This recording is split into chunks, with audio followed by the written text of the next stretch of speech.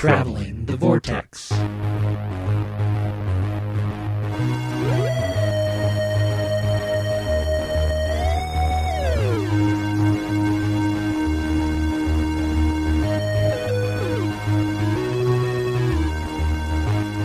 We've joined the Doctor as he travels the Vortex and arrive at episode number 314. Here's the crime, Doctor. I'm Keith. I'm Sean. I'm Glenn. How are you guys? I'm well. I am also well. That is good. You guys do anything fun this week? Have a good week? Not a darn thing. I honestly can't remember anything exciting I did this week or watched or anything. I've been watching a lot of episodes of Tabletop, Will Wheaton's show on YouTube on Geek and Sundry. And I started watching the one tonight that is the game you were telling us about with the house on Haunted Hill. It's...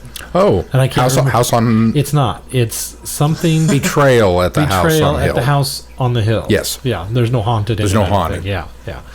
Betrayal at the house on the hill. Yeah, which looks interesting. You had described it to us a little bit. I felt didn't get all the way through it, but because the game has an app that's available. Oh. So because your attributes change as you play the game, you might gain more speed or more stamina or more intelligence or different things happen to you. And the counters they give you are just kind of small. So there's an app that you can download that Patrick made everybody download. And it's like, what a world we live in where games have... Yeah. It's a board game, but it has an app for that. And it doesn't require the app. None of them ever require the app, but it's always a helpful aid, It just makes it easier to move your counter around and remember where you're at. And if I'd have looked in my phone, I had the name of it. So, but I've been watching a lot of Tabletop because I've been getting some ideas for games that now that Mason's at an age where we all four can Ticket to Ride.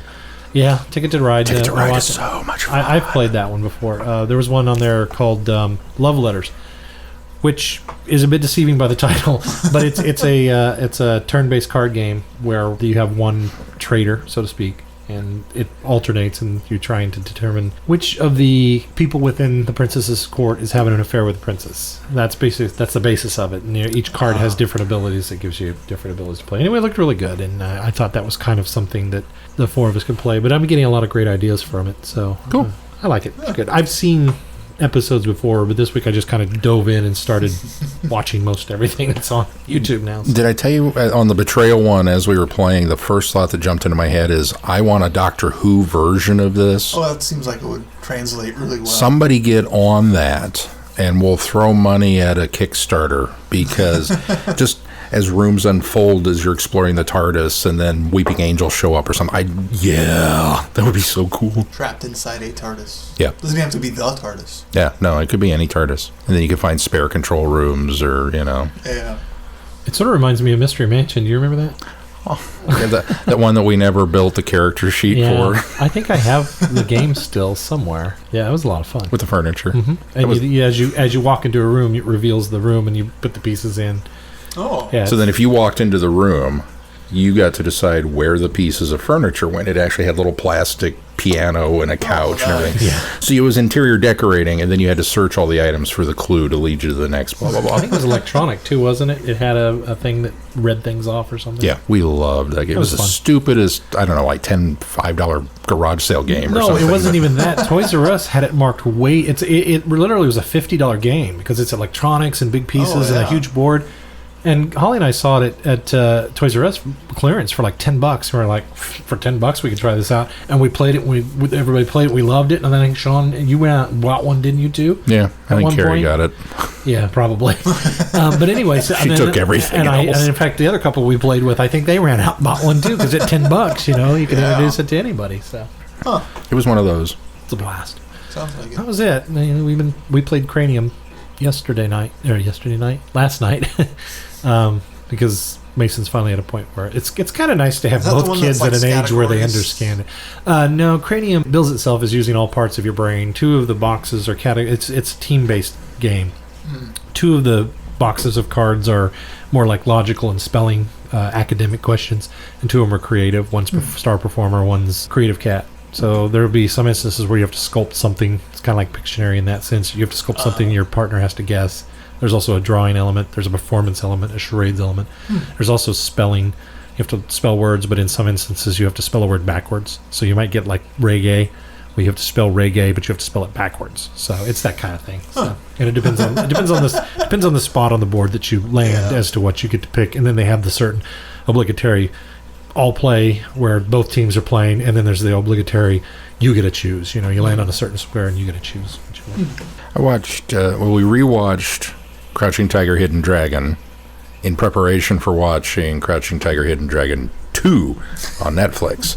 Because it's been so long since I saw the first one. Probably since we saw it in theater together. Yeah, I think I maybe watched it once on DVD after it came out, but then not since then. That's the last time I saw it, was when we saw it in the theater together. It's only been like 16 years.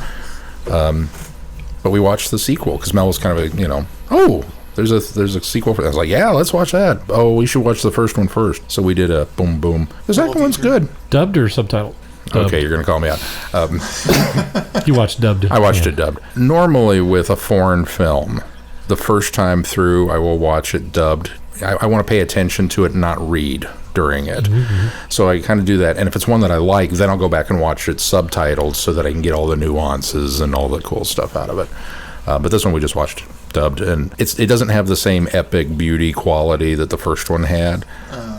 But it's a really fun Japanese sword, there's ninjas and guys flipping around and insane stunts and wire work and anything you would want out of that. It just happens to feature some of the same characters.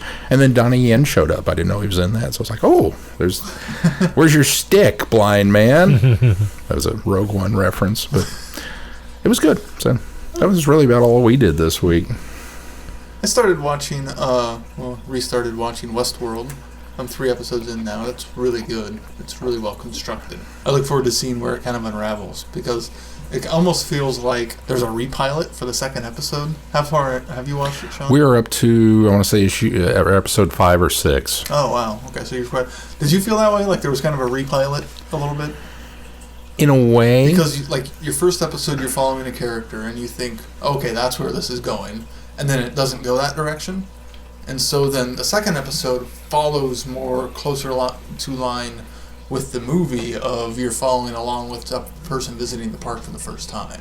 So that's where it's kind of like, almost feels like a repilot, because you're seeing it again through this new person's eyes. I think it was a calculated move to show what... Two perspectives? Yeah. I mean, because there's another one later, the whole episode doesn't deal with it, but you kind of get a retread of the first episode from a different character within the park. But then you begin to realize how things are different on each replay. Oh, yeah, I'm already seeing the difference. The robots are starting to remember things from previous loops, even after they've been wiped. And so they've kind of set that up that you get that familiar beat, but then all of a sudden it's different. Yeah. But because they showed you 3 times previous, you're like, oh.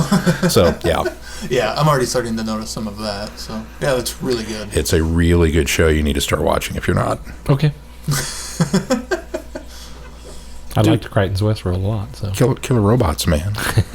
And Ed Harris is in it, and I didn't know he was in it. I didn't know. Gina Torres made an appearance. I didn't know she even had a small role.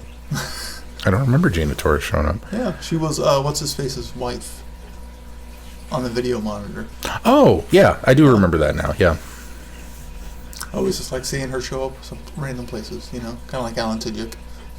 I saw the trailer for that new Gotham Tech one. Powerless. Yeah. I'm kind of on board with this, I think. They've changed things a bit from when they originally started it, so I don't know how good it's going to be. I'm going to give it a try, but... If it weren't for Alan Tudyk and Danny Pudi. What'd you think of Kubo? Oh my God. Facebook, I did. I forgot to watch that too. I knew there was another one that you had seen that I wanted to talk to you about. Probably the second best film of the year behind Arrival. It is...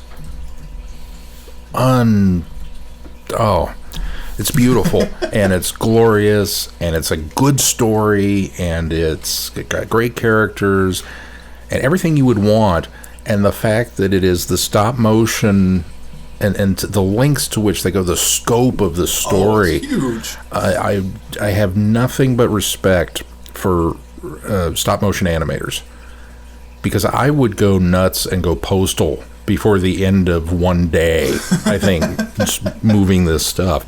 And you have to have a love for that. And it shows. Every single frame that they put into this is just beautiful. True tragedy that it has not gotten more recognition. Like, those who have seen it absolutely love it. Yeah. And it just didn't get enough widespread appeal and enough people to see it. Unfortunately, I think it's going to become a huge cult classic. I feel stupid for leading with Crouching Tiger now. No, it was because we made that joke actually that we're doing samurai movies this week. It kind of fits. We also made a big announcement on Facebook. I say you had some other things you did this week, didn't you? Yeah, well, more of announced things this week. Sarah and I are expecting a child. Yay! Come July. Congratulations. Thank you. That's us officially congratulating you on Facebook, though, because we are in the know. We knew before you announced it just now. Due in July, and it's going to be a little girl. So we're very excited, and everyone, the moms are already planning the baby shower and are very excited about it. And it's kind of scary, but it'll be good. You'll do fine. She will be the first granddaughter for both sides of the family, and then the first grandchild for my side. So it's kind of a big deal for everybody. Everyone's really excited about the whole situation. Gonna be spoiled. Oh, yes. Middle name Vortex? Is that a possibility we're throwing out? Or? Gotta stick with the A theme. The A theme. Sarah and I both have A middle names. We gave Cody an A middle name. Ah. So now we gotta stick with the A theme. I'll get back to you on that. Somewhere there's a Doctor Who A name. I'm sure there is. I ought to go look it up more. Adric. Does that work for a girl? How about no, Scott? We told Adam. Astrid. Oh, Astrid. I like Astrid. Alistair. If it was going to be a boy, I was going to push for Alistair. Come on, quit being gender specific here. Non-binary. Astrid is TARDIS. It's true. We told our friend Blake, Top City Batman, and he was like, Blake's a girl's name too. Yeah, you're right. This is going to be so much fun to corrupt this one. Yes, she will be very spoiled. Amy. Already trying How could you guys not think of A names from Doctor Who? Oh, we did think of Amelia. Amy. We did think of Amelia. We had toyed with Amelia being the first name, but we think we found something else we like. So, but we didn't want to have two A-A-M. So, Amelia. Surely there's a Doctor Who name that starts with A. Surely somewhere. I was stuck on Ramonda Valatorunda. He was trying to think he's something sci-fi doctor. Princess Astra. I like Astrid better, but... A shield. Yeah, see, there's several. I know. The problem is the first name we've chosen... Adam? We don't want necessarily... But no, Scott. It ends in a certain syllable, and we don't want the middle name to end in the same syllable. Oh, okay. So it can't be A. That makes it... No, it can. It can't end in an A. Oh. Which makes it really hard. We think we might have found one, but we got plenty of time to figure that out. Well, July. Yeah. Less than 6 months. Yeah. This week she's 16 weeks along. You don't have that much time. I don't have that. Well, I have some time. You have some time. 6 months is quite a while. I know it'll be here before I know it. Yeah. Yes, it will. Guess I better get the spare room ready. Poor Cody's going to lose his bed. Aww. That's okay. We'll move it upstairs. He doesn't need a whole twin bed to himself, right? You tell yourself that. I'd like to be there. He would say otherwise. When you go to have that discussion with him, bring chicken. Yeah, or some kind of treat. Maybe leave a trail of it up the stairs. We'll get a dog bed for him for the spare room so that he can have a bed in there with the baby. That's awesome. Yeah, we're very excited. How's Sarah doing? She's doing good. Not a lot of morning sickness so far, knock on wood. Been pretty easy. We've heard the heartbeat a couple times, seen her picture once. We do the scan/sonogram end of next month, so we'll get to really see her good then. The only reason we know the sex, because that's normally when you find out the gender, is during that scan. But we got a blood test done to check for other things, and they were looking at chromosomes so they could tell us. It's amazing what science can do. Now, is that reliable? Yeah, more reliable than the scan, actually. Oh. Because the scan relies on where the baby's positioned. So she could be tucked up in a ball and not see things. These days, it's hard to mistake DNA. So Yeah, when you look at chromosomes, it's pretty cut and dry. Amidala. Oh, that ends in an A. Never mind. well, It's Doctor also Who. not Doctor Who. No. Okay. You have another life. That's that true. you. Akbar.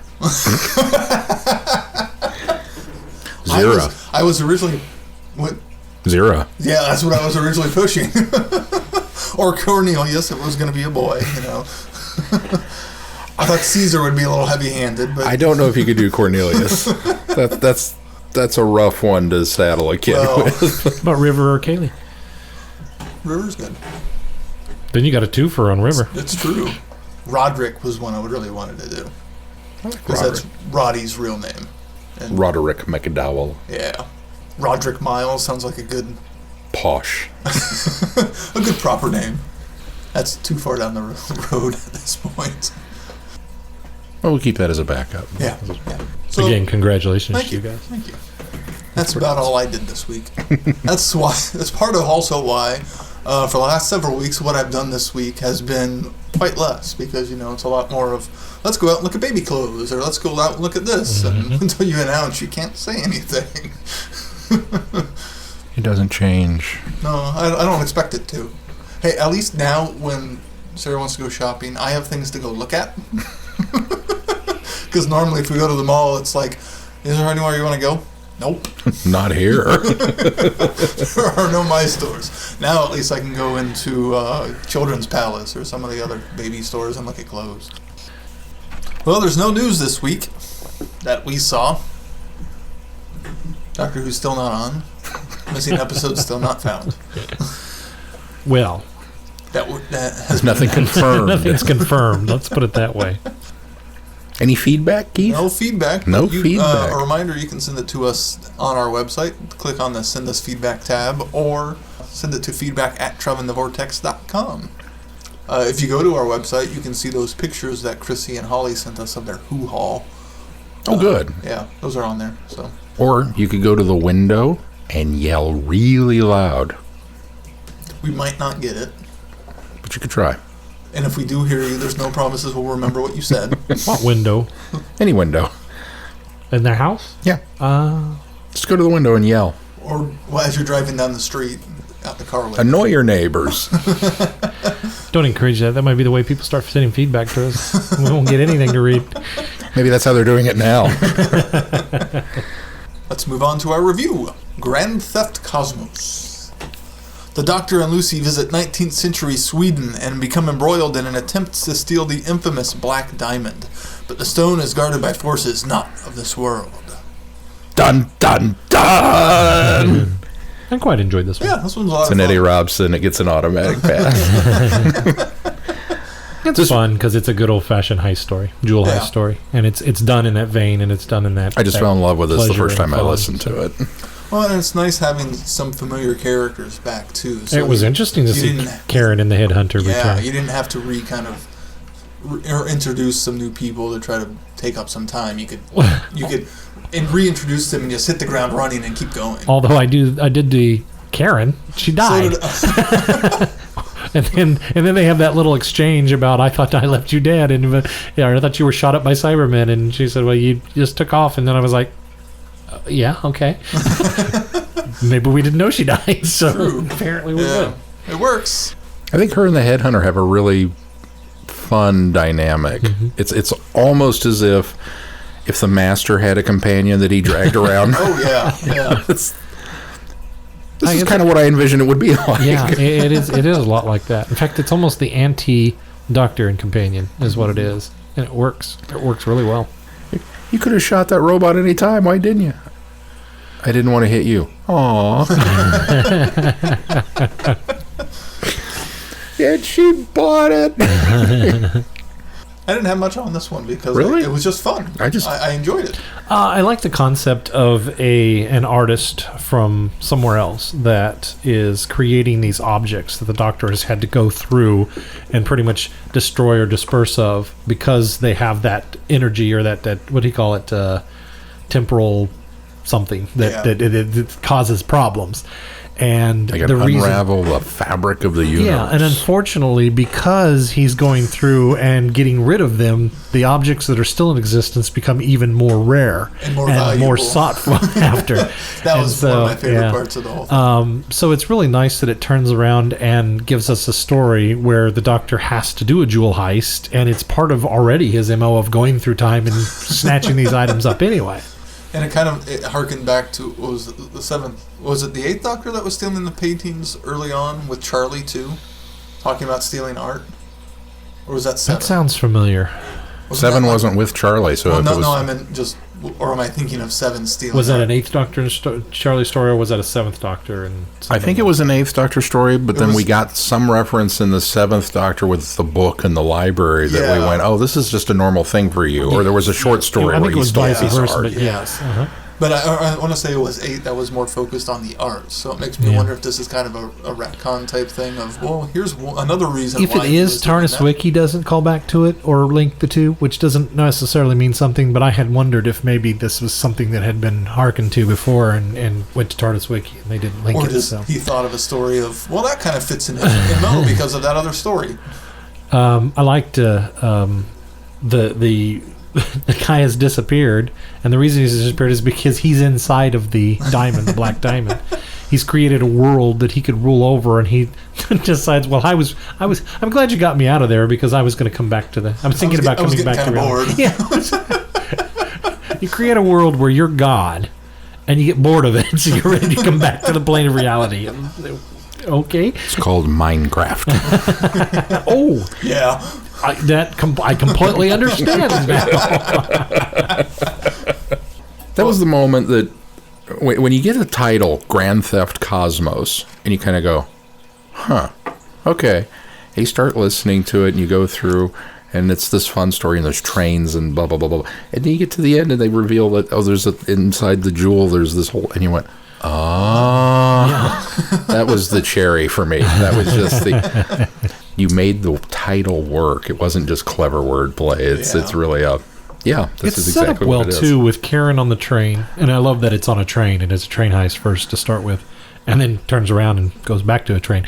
But I like the fact that it's on a train and the guy that's procuring the item for the king, I can't remember his name, but when they come to him to tell him that it's been stolen, and he doesn't seem all too concerned because then he lets the Doctor in, well, they took the fake. And I thought, oh, this is so good because we've set this up. They've ended up with the wrong thing, so they're going to have to do it again.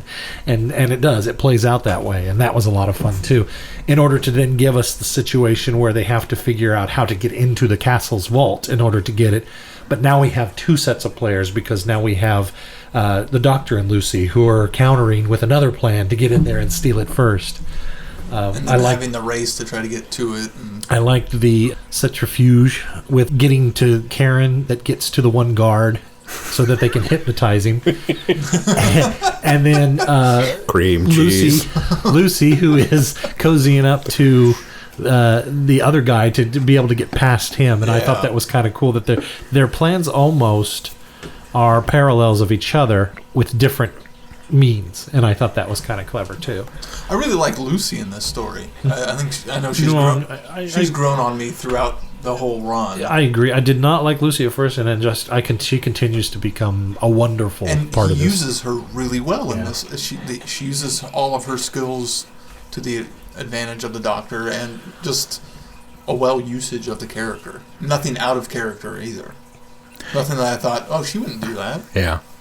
And it's nice that they're getting along, too, because there was so much of that where the first series, they were bickering, and now that they're more chummy, I'm enjoying that almost plays to her character more to be that kind of deceptive and clever and unique person. So I think this actually plays to her strength, this story. Yeah. Going back to the plan, I remember when the Doctor gets the TARDIS into the vault, and I remember thinking, well, that's cheating. She's just going to put it in the thing and run off with it. That's that's a cheat.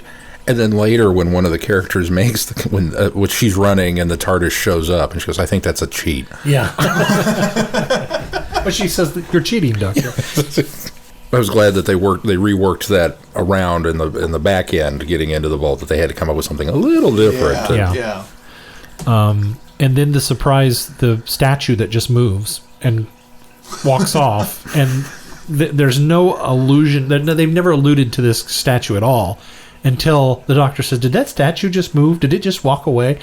And you're like, where did this statue come from? The only other reference was the fact that it was in there in the vault with Right. Yeah. So what's going on here? And then the statue actually being this guardian, which ends up being an essential part of the plot as well. And I thought, wow, what a late ad that pays off. It's like you find out about this statue later that ends up being the guardian that's looking over this world. I thought that was very clever too. Well, and the fact that it kind of plays into, even though they weren't originally from further back where the mythology would have began, it's kind of feeds to that genie in a bottle idea, and then the golem guarding the bottle or whatever. Mm-hmm. That kind of whole motif carries forward to this, which works really well. Yeah. I'll be honest, this is my second time through on this one, and when it started up, kind of bloop, right off the bat, we're dropped in and we're in the middle of the adventure, and I'm like, okay, yeah, cool, I remember this. And then Karen and the headhunter showed up, and I had to stop and go, wait, when was the last time we heard of them? And I got really concerned that you guys were going to maybe be lost.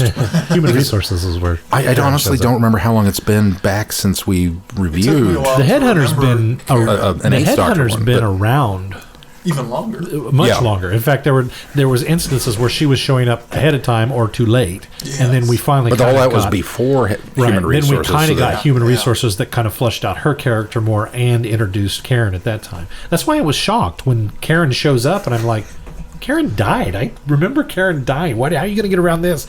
And then they have that little conversation, and I went, oh yeah, I guess we didn't know she was dead. That works. I had. The conversation jogged my memory because I was like, who's Karen? Why does she recognize this person? It's supposed to be 18-something. Why would you recognize her? And then even after the first one, I was still trying to rack my brain, trying to remember. And it wasn't until the second encounter where they talk about it more. And then I was like, oh, yeah, that's her. All right. Yeah. See, the first time I listened to him, the headhunter was utilizing Karen in human resources. Much more, She was a plant. And then I remembered that scene that we got of her, it was the headhunter reviving her. Wasn't there an extra scene of that in? Was there? Because I didn't remember that. I think so at the end. Yeah. Okay. Well, see, I didn't remember that, and that's why I was thinking, okay, but she's back then. But yeah, I was concerned that you guys were going to be like, who the hell are these people? No, I knew exactly who they were. So then I was like, why do I wait so long to schedule Eighth Doctor stuff? Because Paul McGann is so awesome. He's top form in this one, too. As always. I mean, it's just... I said this was tailor-made for Lucy, but it's also tailor-made for the elements that I like about the Eighth Doctor as well. Mm-hmm. When you're not doing dark, brooding, scary Eighth Doctor, when you're doing Eighth Doctor that you're more familiar with from, like, the TV film, or even a lot of the early Eighth Doctor stories that we've already done... When you're doing that, you're playing to the Eighth Doctor's strength, and I really, really enjoy that. So. Yeah, I think that's another reason why I've really enjoyed the Eighth Doctor series in general. Is I feel like it's much more early Doctor, even though they're set after Charlie. But they feel early Doctor versus Zagreus or some of the other ones. Yeah, it's a very different Doctor, and I like both Doctors, but kind of prefer the fun one. It's kind of like the what was it, Max Warp, where they're doing the Top Gear rip, mm-hmm. and he's just giddy because look at spaceships and all this kind of stuff, and Lucy's and they have a similar exchange here where she's like, oh, you're a train spotter, and you probably got a book, don't you? You keep track of stuff, and he makes some flippant comment about, well, she's more chiding him too, and then he plays into it because it's but it's like catch her off guard there because she thinks she's just kind of trying to be coy and chide you a little bit, and suddenly, I do. What I love about both of those exchanges is the Eighth Doctor is so unapologetic about being excited over it. It's and then they go off and do something, and it's just, I agree with you. That's the biggest strength of the Eighth Doctor, and I think it's very frustrating when they try and take that away from him. Yeah. Oh, he's got memory loss. Oh, really, Terrence? We're going to go... Okay. I'm still upset with that. Sorry. I still do like when he does go darker. Just because Paul McGann's voice is so commanding, and it gives you chills just hearing him be darker like that. Well, and I think that's what makes the switch so powerful. Yeah, I think is when you too. get used to happy-go-lucky, these shoes are wonderful, Doctor, and hear him then he gets angry. That. Yeah, it's kind of like Molly Weasley. You know, she's happy, and then she gets scary when she's mad. The Eighth Doctor's the same way. Yeah. That's why I think I like that versus we're going to make him brooding for a while, and then he gets scary, and it's like, well, the scary part's cool, but the brooding is... Yeah. I think it's an attempt at transition, though, so that it's not turn it on and turn it off. But I don't know that it's even necessary with the Eighth Doctor. I think you can do it where you turn it on and turn it off again. I think for the Seventh Doctor, it was necessary to have that kind of gradual transition to it. Yeah. But not with 8. Yeah. Because look at... But the Seventh Doctor, the darkness of the Seventh Doctor and the darkness of the Eighth Doctor are starkly different. They are very different. And so I think that it works for the Seventh Doctor because it's almost like you're unraveling the character of the Seventh Doctor and realizing that he's always been this manipulative, dark person. He's just been able to hide it well. Whereas I think with the Eighth Doctor, I think it's circumstance that has developed his darkness. Yeah, and so I think it's starkly different. But you're right.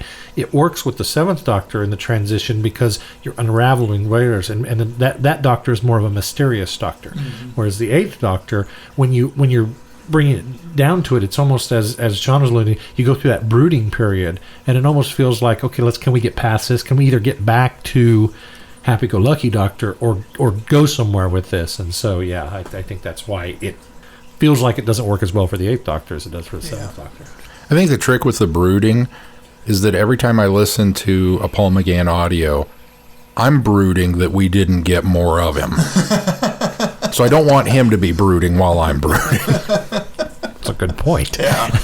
That's where the brooding comes in. Because I'm on such an emotional high listening, and then it ends, and it's like, I didn't only get one movie and one miniseries.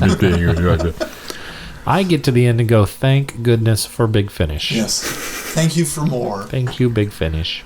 Hear, hear. Yeah. Once again, high marks. Should we move on? I'm looking forward to the next story next week. Dun, dun, dun. Yes, let's move on with the comics. With a twist. With a twist. A real twist. The Doctor visits the planet Twist, a colony with the best punk scene on this side of the 30th century. But something is amiss when a murder mystery occurs, leading the Doctor and its planet inhabitants to question their very origins. That's worded kind of weirdly, makes it sound like the Doctor is questioning his own origins. This is a story where I figured it out way early on, but enjoyed the ride.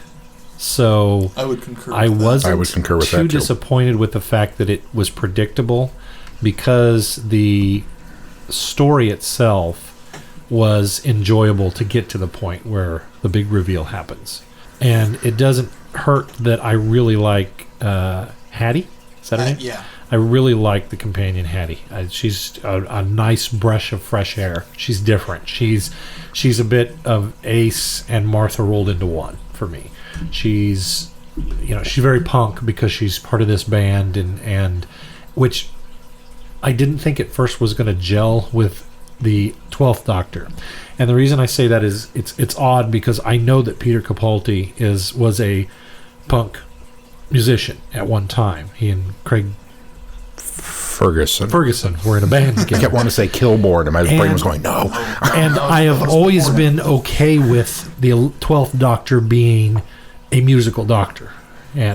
But I don't see the 12th Doctor being a punk musician. I see him being a musician, and I see Capaldi being a fan of punk music, but I see the two blending nicely, not necessarily being something that the 12th Doctor listens to.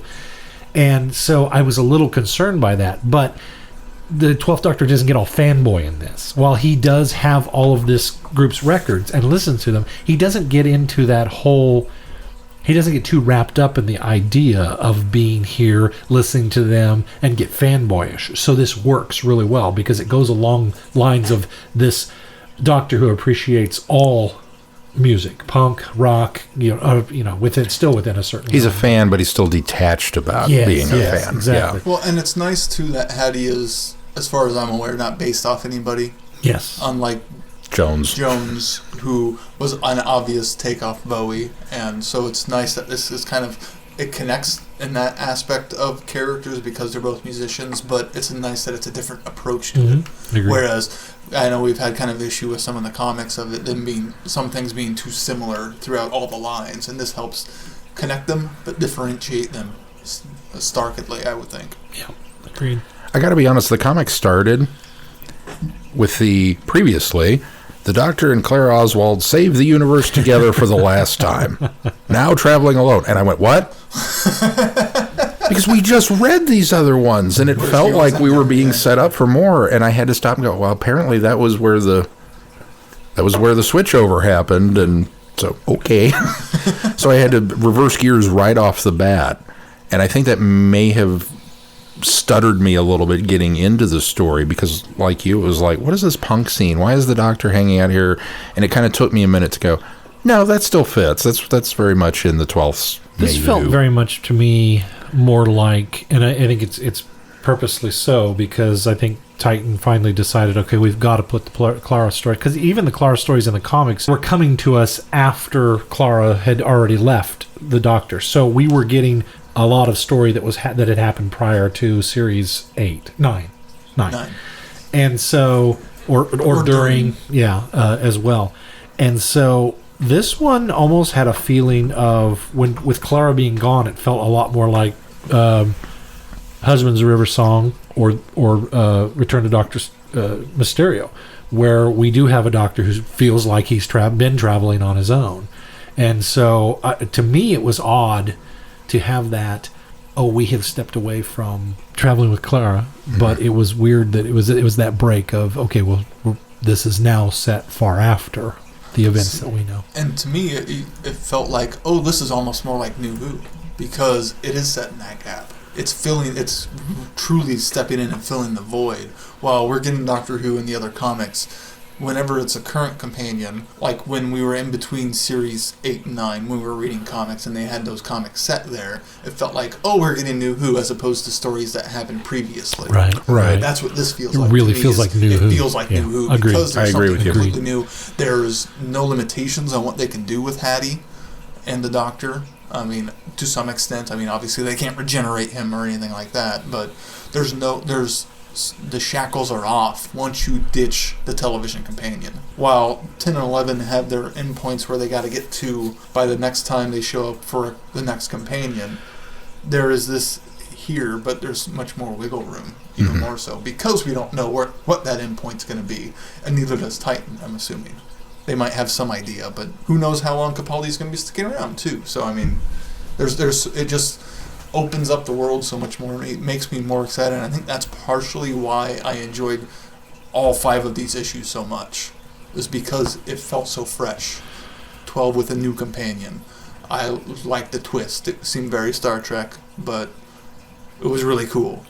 It sort of makes you appreciate a year off with Doctor Who, because now there's a breadth of stuff that can fit within that area. And the Titan comics can do that now. Yeah. And kind of have some elbow room and stretch their legs and their arms and be able to, as you're saying, do something fresh and new with the Doctor. So I agree. So what do we think about the foxes? I kind of liked it. What does a fox say? Lots, apparently, according to this. That was another thing. While I felt that it was very predictable, I feel like I got the what. I just didn't get the how and why. And that's what the story fills in for you. And I was quite surprised. I knew that the foxes weren't necessarily the bad guys, that it was a underground group. What I didn't expect and quite liked was the fact that it was the foxes that had evolved and revived the human colony, which I thought was a very clever twist too. So, was there a little worry on your part about an anthropomorphized monster? until we got to that reveal that they were actual foxes? Necessarily, because I was giving the story the benefit of the doubt until then. Had it got to the end and they were, and it's the same thing with any Doctor Who story that has anthropomorphized elements, creatures, monsters, whatever. I have to give it to the benefit of the doubt until the end, and then I'm upset that they used an anthropomorphism. So in this one, it wasn't they showed up and I thought, oh great, here we go again. It was okay, why are these guys foxes? And then it pays off. So I'm always worried for him. Like I read them and go, oh, Glenn's going to be mad. You presume too much. I do. I presume a lot. Dr. Livingston, I presume. I know normally we don't tend to touch on it, but I think the artwork in this is phenomenal. The artwork from the beginning of year 2 has been very good. Yeah, but for some reason this just stands out to me as even better. I think Capaldi, or 12, looks pretty much fantastic in every single panel he's in. There's never an instance where I think, well, that doesn't quite look like him. Every single one looks phenomenal for Capaldi. Like, so a lot of year 1, I felt like didn't really capture his face very well and his expressions. But this one, maybe having a second season under their belt to pull video from. Does it help now, too, that they don't have to focus on making everybody look like their counterpart on the TV series? Well, that's now true. It's just him. The 12th Doctor they have to do. Just have to keep consistency with with original characters. Sure. Yeah, and that very well could be. I thoroughly enjoyed it. I don't know. I agree with you, Keith. I think he really looks... I'm paging through this going, Capaldi. They all look like Capaldi. Like his mouth looks fine in previous stuff, but the eyebrows never seemed quite right. Yeah. They were never quite severe enough, or they were comically a little severe. too wispy. Yeah, and these are just right on. Every single time. Or the wrong color. Yeah. I remember that was the one. They were really big and thick and bushy, but they were blonde or something. It was like, I don't know what you're doing. Yeah. And one of the things that I think helps this story is the fact that it's only 3 issues. Had it been stretched out to 4, kind of like the Sea Devil part, it would have lessened its quality for me. The fact that they did it. And it kind of harkens to Ark in Space. And that's one of my all-time favorite classics stories. So anytime you can make me feel a little nostalgia for something like that, you're going to win points in my book. On the next story, it moves away from the style of art, but it still managed to capture Capaldi as the Doctor. And looking ahead, the artwork for the next chunk, at least the first issue, is starkly different, but still high quality. Mm-hmm. Yeah. So what do we think about the second story? The haunted house that's not really haunted. My only issue with it is I felt the Doctor was too slow in the uptake, the fact that it was a TARDIS. I figured it out like way early on. I didn't necessarily figure it out, but I had suspected. I think the problem that I had with this 2-part story is it drags. It's very slow moving. There's not a lot going on. They try to invoke the mystery novel haunted house idea, trope, and move it along way too slowly, in my opinion. Yeah, there is quite a bit of slow movement as they're trying to figure out what's going on. Yes. Which is weird, too, because as the Doctor and Hattie are exploring the house, I almost felt like it was choppy. Like I had to go back a couple of times and make sure that I was tracking with this happened in the order in which I thought it did. You know, we just jumped from one room to the next. Yeah. The biggest issue that I had with this story, and I don't know if it was intentional or not, and I have to speak carefully because I don't want to potentially spoil Keith on something that maybe he already knows, maybe he doesn't.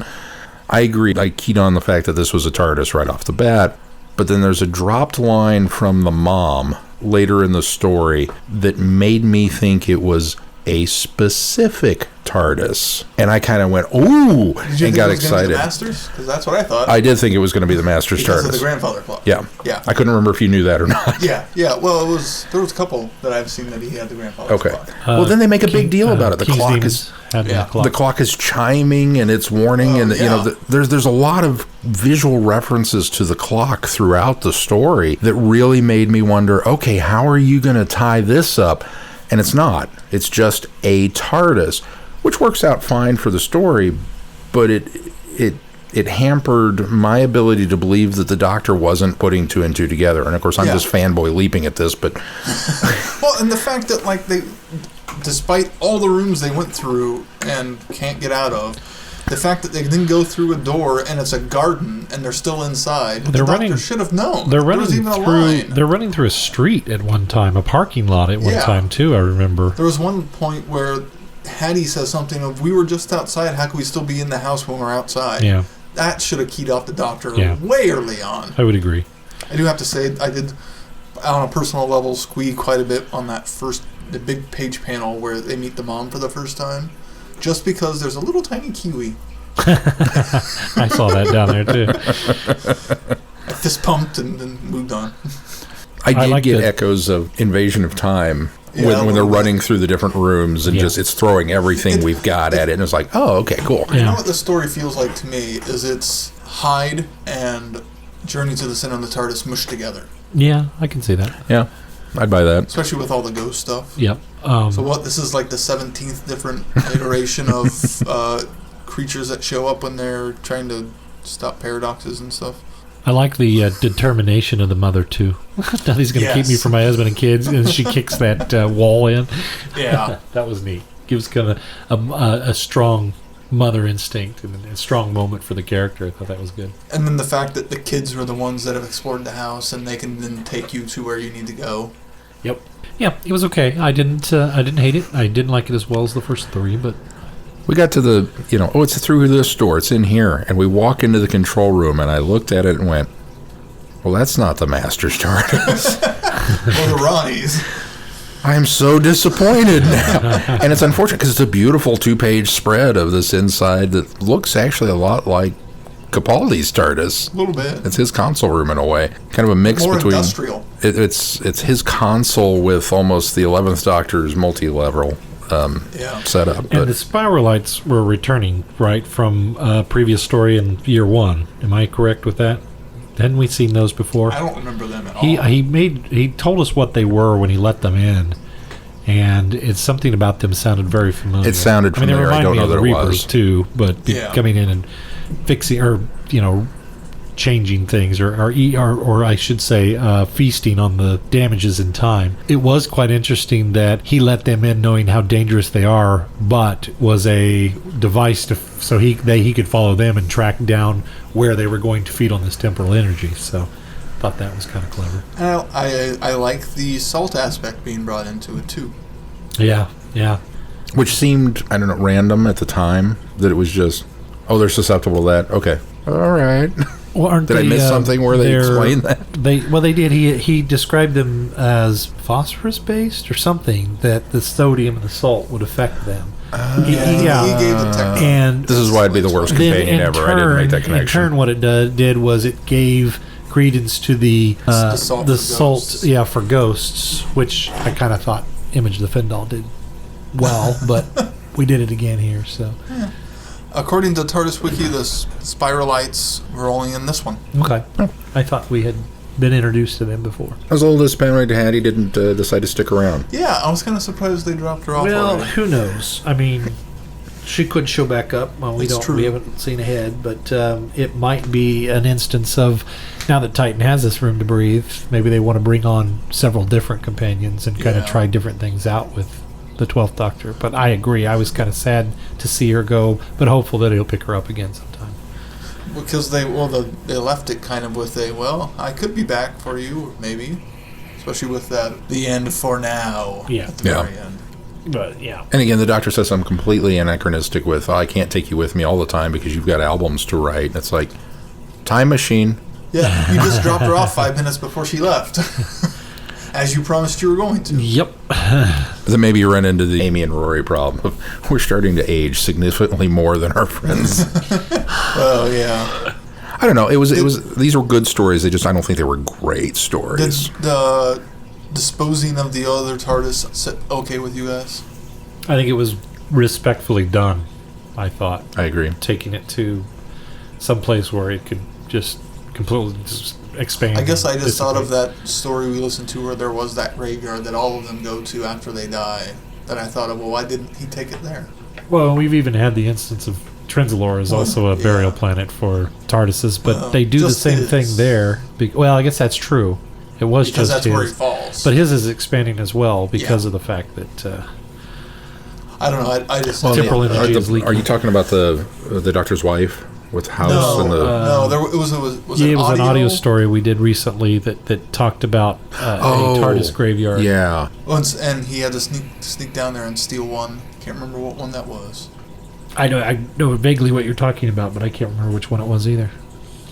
I just thought of that when they disposed, maybe because it was leaking the insides out, that it couldn't go down there. I don't know. Possibly. Or was it? I also tried to were we thinking of Engines of War, where he goes down underneath the planet? I think that is it. Okay, yeah. Which is George Mann, who wrote this. Okay, so. wow. Or at least wrote. So he might have wrote. Yeah, he wrote this one. Yeah, he did write this. So maybe the fact that it's leaking, or I also kind of chalked it up to maybe he can't easily access Gallifrey, so this is the next best thing. Yeah.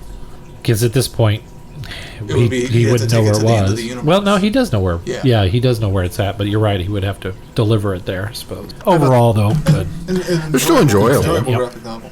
Still looking forward to more 12th Doctor finishing off season 2 or year 2. Year 2. Not necessarily a season. All right, well, Sean, what do we have coming up on the schedule? Well, we have a change coming up on the schedule, but not the one you were expecting.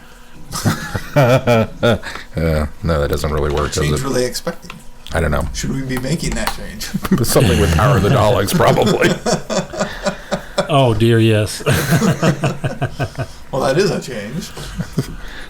We've got Power of the Daleks on the schedule, and everybody at home's going, no, you don't. Well, believe it when you review it. Next week, coming up for Friday Night Who, we're doing the 2-part Zygon Invasion, Zygon Inversion with Peter Capaldi, which sets us up nicely for our adversary archive on the Zygons. We will be listening to the Big Finish 8th Doctor Adventure Season 2, Number 6 story, The Zygon Who Fell to Earth.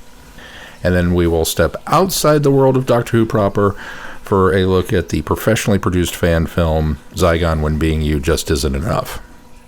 And another note, that film does contain mature content and situations. We haven't stressed that enough. We really want to drive that home. We're probably building it up way more than it needs to. No, I just watched it. It's not for kids. Not for kids. It may not be for some grown-ups. The following week for Friday Night Who, we're doing The Gunfighters with William Hartnell. And obviously, if you're new to the podcast and you haven't heard this, maybe we haven't said this recently, on any of the Friday Night Who's, we just get together at midnight, we pop in an episode, and we push play at midnight, and you're welcome to join us. Jump on Twitter, follow the hashtag Friday Night Who, and then whatever episode title. And it's a tweet along. You just, we make comments, and we have a lot of fun, and it's very enjoyable. So February 3rd is The Gunfighters with William Hartnell, which we've already reviewed on the podcast. So then instead, during the show that week, we will be doing the new Lethbridge Stewart title, Mind of Stone, and then The Christmas Files, which has the short stories that we haven't looked at yet. So some more Candy Jar Books goodness there. And then the following week is episodes 1 through 3 of Power of the Daleks for Friday Night Who, because it's a 6-parter, so we're breaking that one up. And did we decide? We decided that you get to choose which version you watch, the black and white or the color, because it won't matter timing-wise. There you go. So whichever version, if you bought the DVD that week when it comes out, or the previous week when it comes out, just whichever one you want to watch, that's the one we'll be watching. Or if you have the digital copies.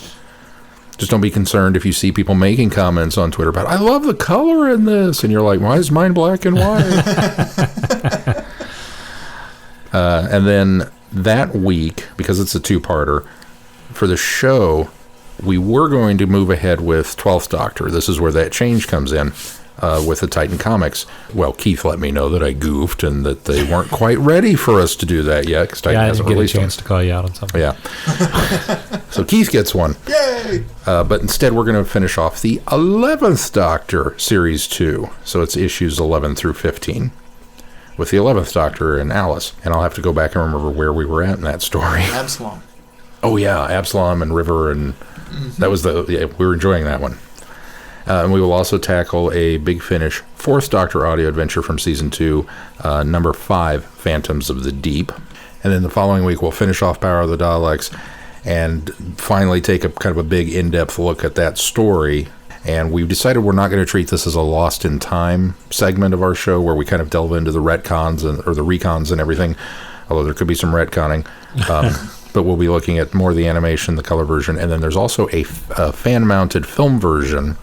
Who was the mastermind behind that? You mentioned him last week off mic, and I don't remember now. I said that Barnaby Edwards plays the Doctor, and that is not true. Barnaby Edwards is in the show, is in the movie, is in the film. Saul, I can't remember the actor's name. There's another person. Rubinek? No. Oh. It's actually called it's called Power of the Daleks Reimagined, and what it was is it's a alternate universe story utilizing the story Power of the Daleks, but putting a different Doctor with a different spin on it. Okay. So that'll be part of that as well. It will be very difficult for anyone to get this if you do not already have a copy.